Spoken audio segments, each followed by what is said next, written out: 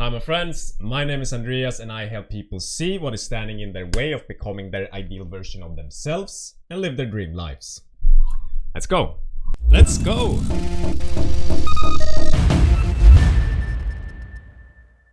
So today we're going to talk about the law of attraction in my own little way. So I'm gonna share with you guys how you can use law of attraction in a very powerful way. Now the word law of attraction, for a long time of my life I always felt like it always felt a bit out there for me, but we're going to talk about it in a way that makes sense, at least in my head. Everything is energy, vibration and frequency, right? It's scientific fact. Einstein proved it in his formula of relativity that energy is equal to light times mass times the speed of light squared 2, right? And even Nikola Tesla spoke about how if you want to reveal the secrets of the universe, you want to think in terms of energy, frequency and vibration, right?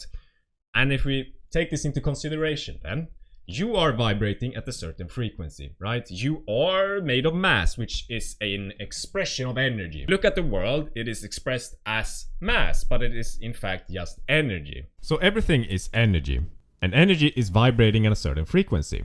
And so the point of the law of attraction is sort of to perhaps raise your own vibration so it matches the vibration of something that you wish to have in your life. For example, perhaps the vibration of money or something else. That is sort of the law of attraction in short. But I'm gonna try and explain it in a way that is just from my own experience. So I'm using meditation and visualization to use law of attraction. Like, I never use that word, but we're gonna use it for this video. So, how is your reality being created right now?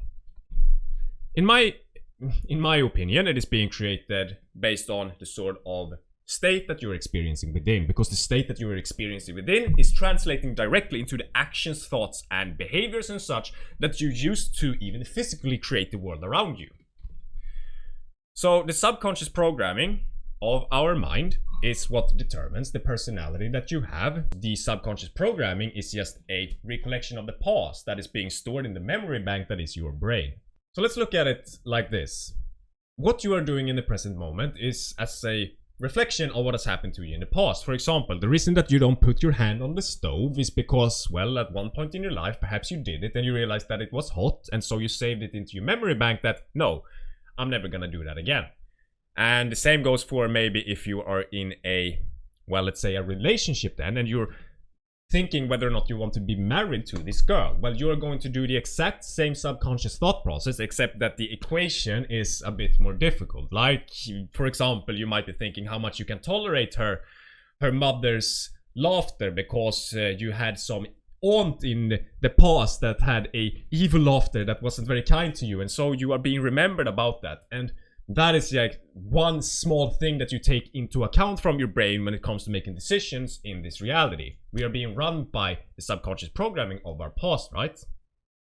And this is also what is creating our reality. I just want to add a small thing here from the editing studio. And that is that these events that we have gone through, that I just talked about, are being saved into our brain as a result of the event that happened, but also the feeling that you had in that event and the thoughts, which means that you save it as sort of an emotion to yourself. And these emotions, as a result of your past experiences, are all saved in your brain, and your brain is now responsible for putting you in an emotional state that you are running and operating from in your everyday life. And this emotional state then is what is creating your reality.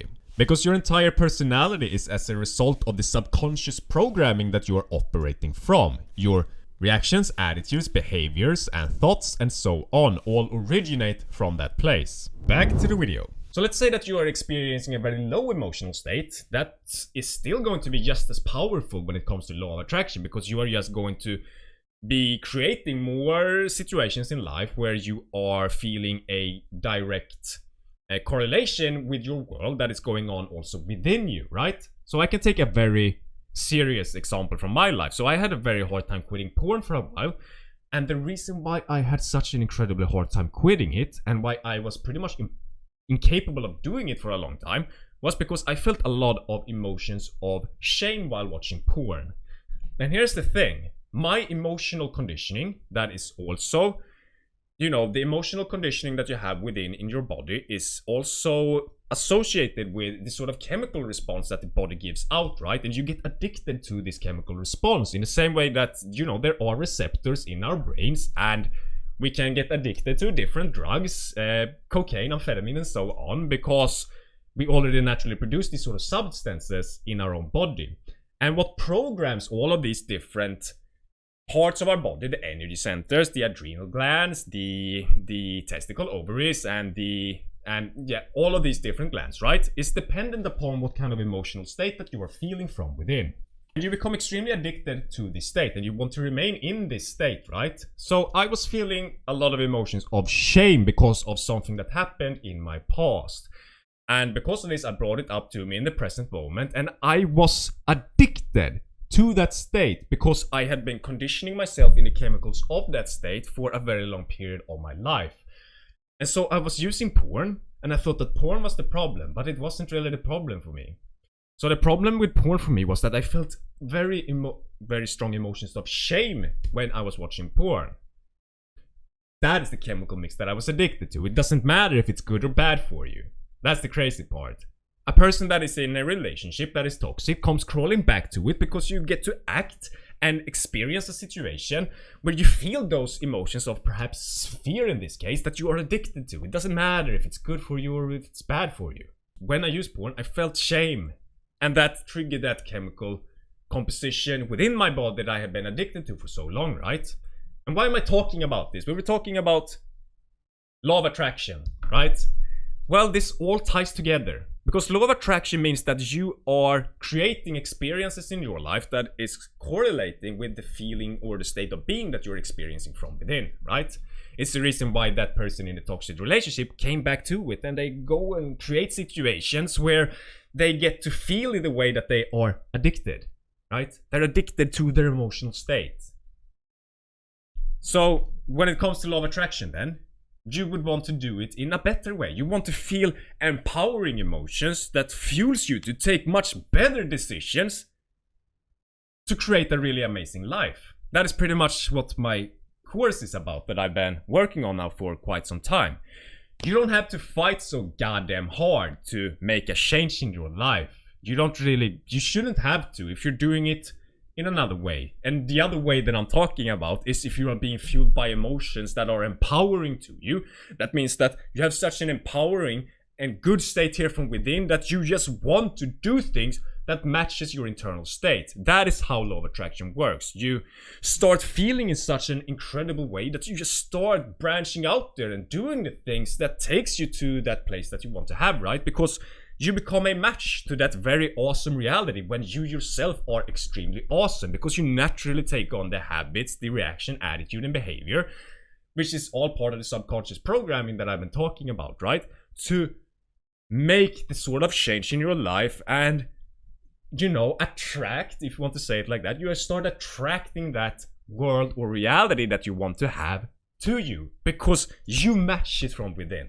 So personally, I use visualization to make this happen, because when I am in a visualization, I also started off by doing a meditation. I meditate 1 hour in the morning every single day, and at the end of my meditation, when my brain waves are very low, I am visualizing, because that means that I can sort of hijack this sort of emotional state that my body have and get into the subconscious programming and sort of feel into that ideal version of myself, and that is going to fool the body into producing the same sort of chemical mix associated with those feelings or emotions that I'm feeling of my future self, but in the present moment as I'm visualizing it.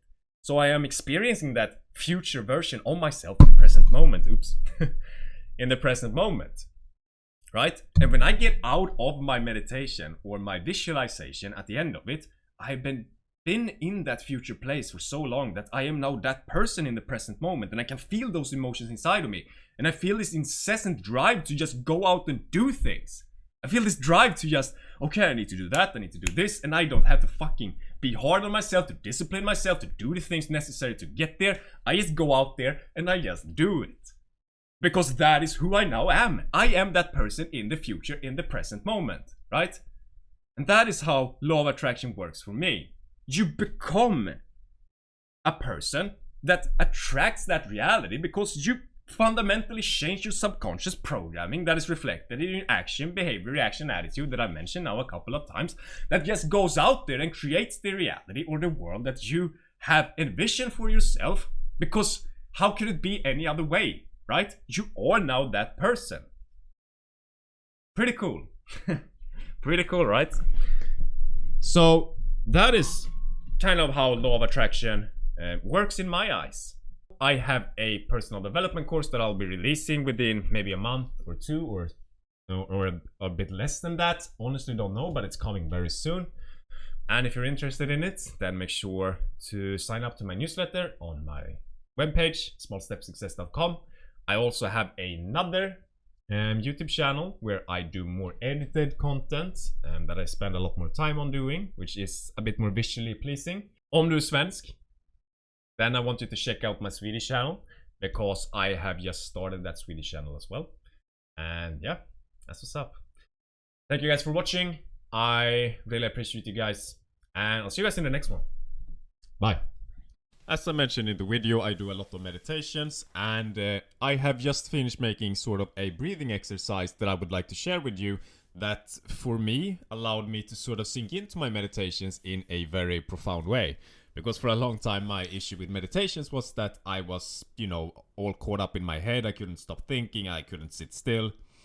But this sort of exercise that takes about 4 to 5 minutes before you actually start with your meditation allows you to really sink in and really just feel like you really want to be there. You just feel really, really comfortable. So if you are interested in having this one, then make sure to sign up to my newsletter in the link below, and I'll send it to you.